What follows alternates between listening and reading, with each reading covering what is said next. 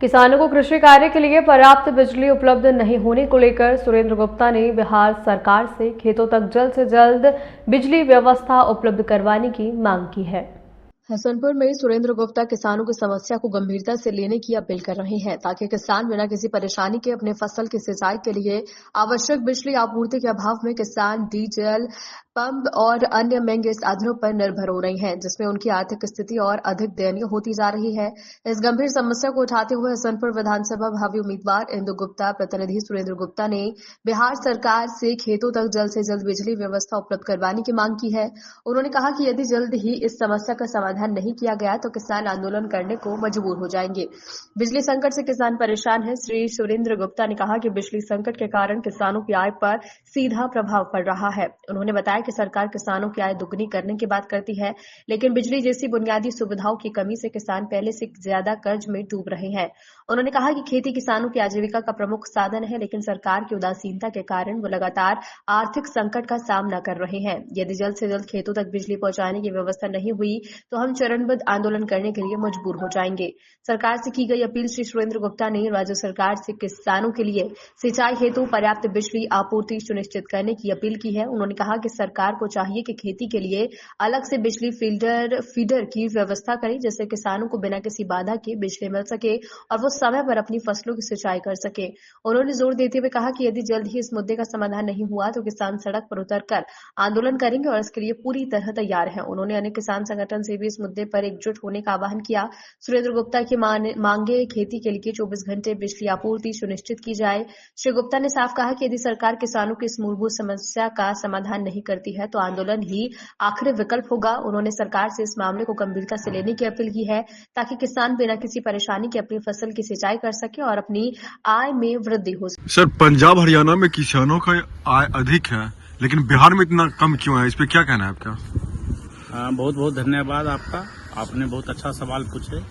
वहाँ का किसान बहुत आगे है और हमारे बिहार का किसान बहुत पिछड़ा है। मैं सरकार और किसान को दोनों अवगत कराना चाहूँगा और खास करके किसान भाइयों को एक मैसेज भी देना चाहूँगा। वहाँ पे नहर की फैसिलिटी दिया गया है बहुत दिन पहले से ही, और वो नहर का पानी जो है ना किसानों के खेतों के आसपास जो भी नहर गुजर रही है उसमें कट का भी प्रबंध किया गया है, ताकि अगर किसान को बिजली अगर कहीं बचाने की नौबत है तो वो कट पानी से जो नहर का पानी आता है उसको लेके अपनी सिंचाई कर सके।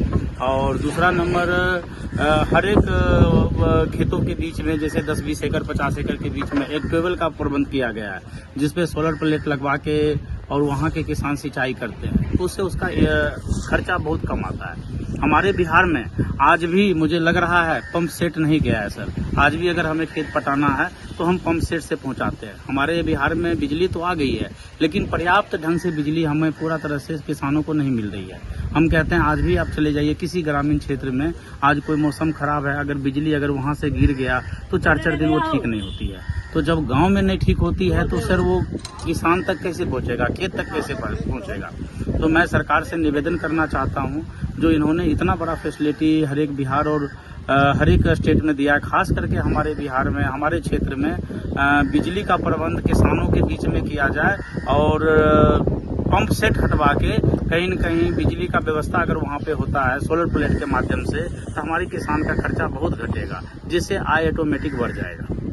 साथ में मैं सरकार से निवेदन करना चाहता हूँ, जो छत्तीसगढ़ में सेंट्रल गवर्नमेंट जो वहाँ फैसिलिटी किसान को दे रखी है, वही फैसिलिटी छत्तीसगढ़ के अकॉर्डिंग मिलना चाहिए। जो 50% सब्सिडी स्टेट गवर्नमेंट का है वो भी अगर बिहार में आ जाता है तो हमारा किसान का आय बहुत अच्छा बढ़ जाएगा। और जो अपेक्स या बिहार सेंट्रल गवर्नमेंट हमारी धान और गेहूं मक्की खरीदती है वो परमानेंट किसान के खेतों से उठ जाना चाहिए, क्योंकि अभी भी हमें लग रहा है जो सेंट्रल गवर्नमेंट के अकॉर्डिंग जो रूल है उनका हमारा किसान उस रेट में अभी भी चीजें मतलब अपनी फसल को नहीं बेच पाती है, बहुत कम रेटों में बेचती है। तो मेरा निवेदन है कृषि मंत्री से, जो आप बिहार में सारे जगह सर्वे करवा के आप ऐसा कोई भी किसान वंचित नहीं रहना चाहिए। जो रेट सेंट्रल गवर्नमेंट तय कर रखा है हमारे सारे किसान को उसी रेट में हमारी फसल और जो भी मक्की गेहूं है वो सब उसी रेट में होना चाहिए।